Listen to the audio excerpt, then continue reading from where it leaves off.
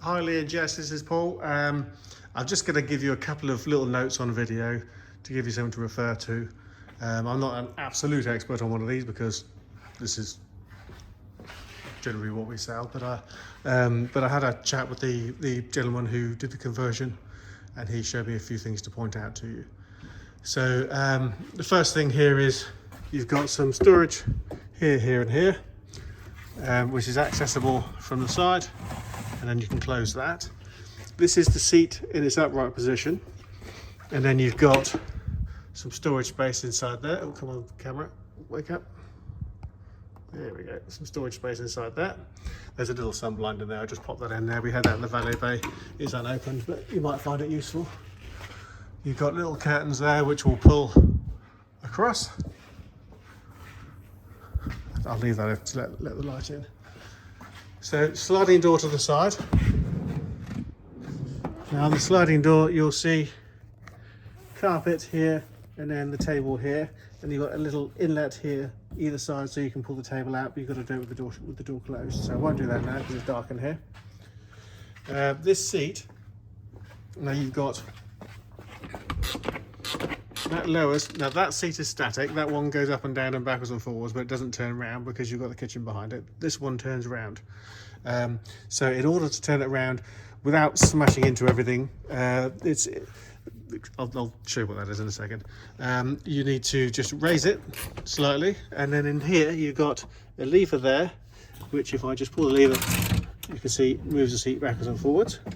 So move it forwards to about the middle, and then pull the other lever up, and then the seat will turn. It's very difficult for me to do this with a camera in my hand, but the seat will turn. But just if you have the seat far enough forward, and just turn it gently so you're not bashing into everything, because you don't want to mark everything on the, especially within your first journey. Just you'll see how the system moves. It just moves the seat so it faces back in towards this area. So in this area, I've got those undone at the moment. I'll show you that in a second. But I'm going to point out quickly that you've got your cooker on that side, and then you've got your sink on that side. I've got the TV there, but the TV will swing, and if you move the seat forward, the TV swings out of the way so you can use the cooker. The remote control for the TV is in there with a charger, with a carbon monoxide detector, a couple of plates and bits and pieces in there. And you've got a fridge just in there. Okay. Now under here, this is underneath the galley area. I opened this earlier, so there you've got your gas bottle, and it's disconnected at the moment because being gas we just wanted it disconnected. But when you want to use it, just screw that onto the top of the bottle, and then you can use the gas hob from there. When you finish using the gas hob, I would turn it off here first, then turn the hob on just to purge any excess gas within the pipe, so you're not driving around with gas in the pipes. It's all safely contained within the bottle. This is your fresh water.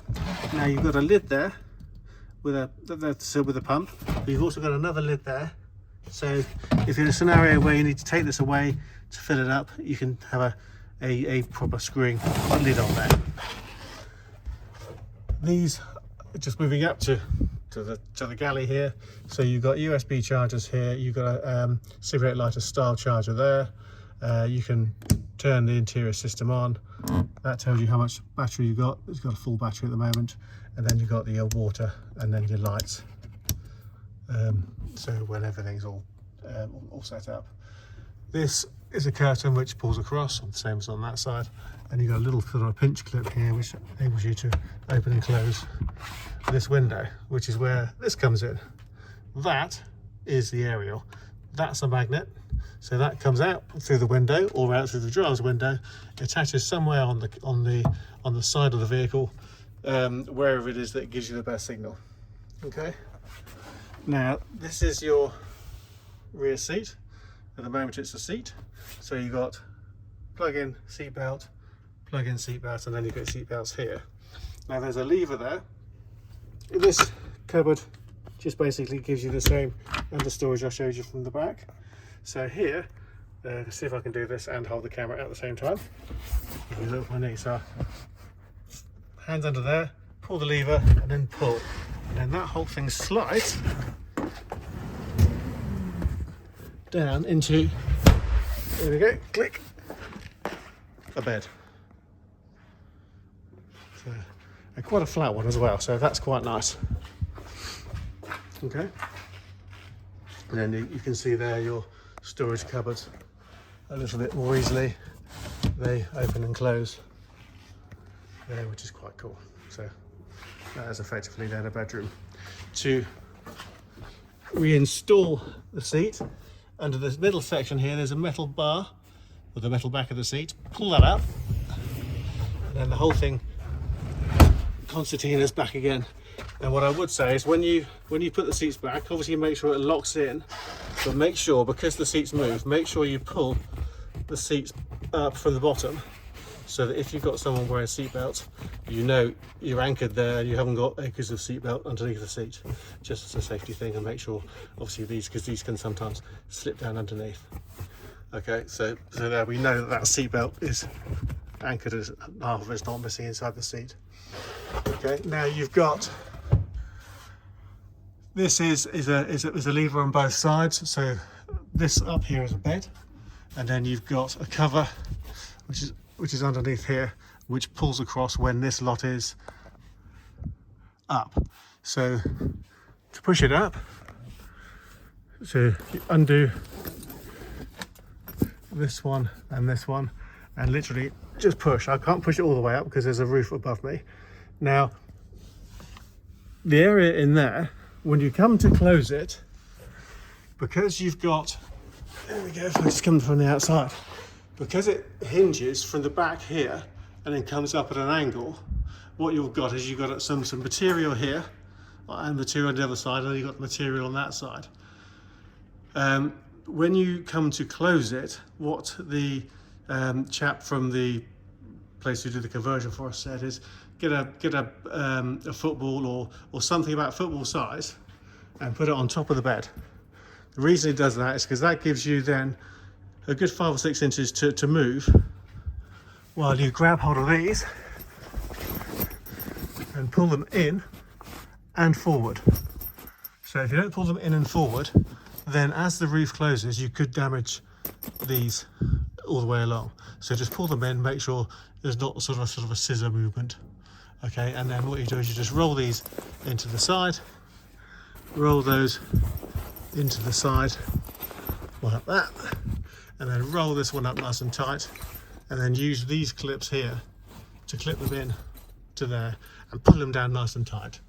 Okay, so if you always just make sure that that you pull these side bits in first and forward, then when you close it down completely, remove the ball or whatever you put in here to hold it up for you, that you're not going to damage any part of that canvas.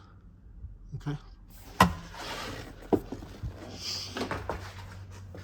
There we go. Books in here, glove box, charging, automatic gearbox. Julian can show you around all that anyway. And I'll have all this all tied up out of the way for you.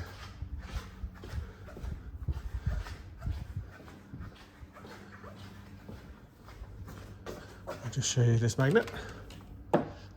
Fits up there or wherever you want to put it really. It's got a nice soft base to it. That's it. So 4 new tyres, looking good. Lots and lots of tread. So it now sits a little bit higher than it did before, but it's now just at the right height because these are big 10-inch wheels, 10-inch wide wheels. So they're this as low as it can go without the wheels rubbing on the arches as you go around corners. And you can see there, you've got brand spanking new tyres on front and rear. So it drives really well. It's a lovely thing to drive. So anyway, I hope that helps. I'm always here if there's any questions. Take care, bye-bye.